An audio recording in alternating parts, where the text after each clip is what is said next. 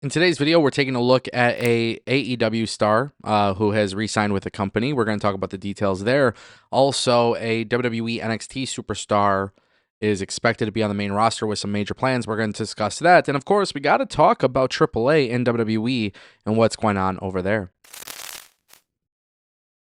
And if you guys want more videos like that, don't forget to click that subscribe button. This way you never miss a video on the channel. I'm going to keep you guys updated every single day with tons and tons of wrestling news like this one, The Undertaker. Now, I knew there had been pictures of The Undertaker being in Mexico City, and obviously there was a lot of things floating around where people noticed he was in attendance. WWE was clearly using Undertaker in some capacity. We didn't really know exactly what The Undertaker was doing with AAA, but the good news is we actually now have an idea.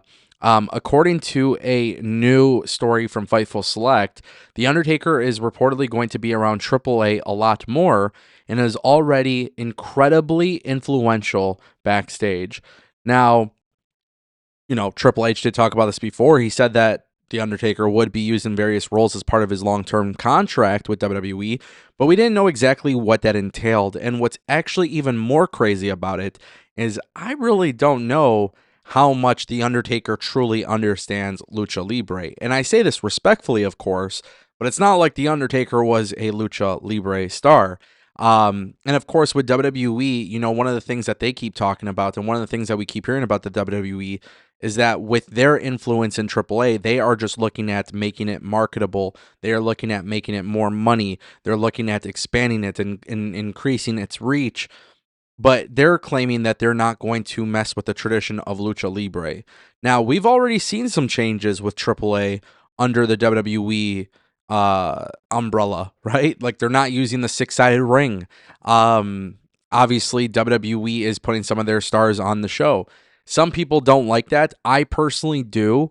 I think WWE has done a really good job with AAA so far, but I don't want to see them do much more than what they've already done.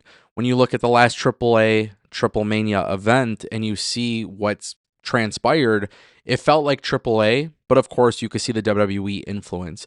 And I'm really curious to see how Undertaker actually contributes to this. We know that Undertaker has a long-term plan with WWE and he's going to be doing a variety of things, but what is Undertaker's actual contributions to the future of AAA Lucha Libre? And I'm very, very curious to see how that all goes down. I think WWE's influence is okay here, but you don't want it to feel 1000% like a WWE product. And I felt like when we were watching Triple Mania before, it definitely still felt a little bit like AAA, of course, with that WWE influence. That brings us to our next topic, ladies and gentlemen. Let's talk about it. Ethan Page. Apparently, WWE has some really, really big plans for him, and that's because a new report has come out from WrestleVotes, and according to WrestleVotes, there is internal interest in WWE seeing Ethan Page and Chelsea Green appear on Smackdown in the near future, as their chemistry on NXT television has impressed many people backstage. The report also notes that some within WWE believe that bringing in the newly minted Canadian faction to the main roster would quickly establish Page as a key player on the brand, and that obviously makes a lot of sense because we're seeing how it's all unfolding in NXT. I personally have really enjoyed watching this duo, this pairing, especially when you look at Piper Niven and Alba Fire. This, I don't think, was intended to be something as big or as good as it is. I think WWE looked at Chelsea Green going to NXT, doing something just really quickly, nothing crazy, just a little cross-brand stuff. And then I think when they saw what happened with Ethan Page and Chelsea Green, I think they realized there is some magic there that could be very beneficial to the WWE program. I actually like this, and I do agree with the report from WrestleVotes that with Ethan Page, he definitely looks like he'll definitely feel like a big player in this particular situation. I think the one question I have is, would Ethan Page come up with the North American Championship?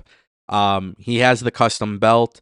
Part of me wishes that he was holding the men's United States Championship, and then he redesigned that belt with the Canadian flag and everything.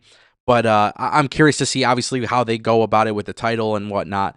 But I do like this pairing. I honestly did not think I would like it as much when I saw him and Chelsea Green on screen together, but I think within a few minutes, like my mind completely changed. And with Ethan Page, what's nice about this is when you're called up to the main roster, I think wrestling fans have this huge expectation that you're just going to be rushed into the world title spot. And that's not how it works, man. Like, if you look at any time you watch WWE, it's very rare somebody gets hot shotted. And when it does happen, usually it doesn't end up working out. I do like the more slow, methodical approach, not rushing to get a major push, but allowing Chelsea Green and Ethan Page to be on TV in this way, it's entertaining. Fans start to understand who Ethan Page is.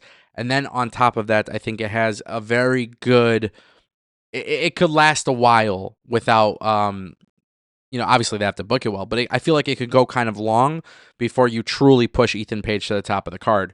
And I don't know if Ethan Page is ready for the top of the card. Maybe he's going to be a very solid upper mid-carder, but I do like the idea of him winning the U.S. title, and I like the idea of him holding things down with this group moving forward.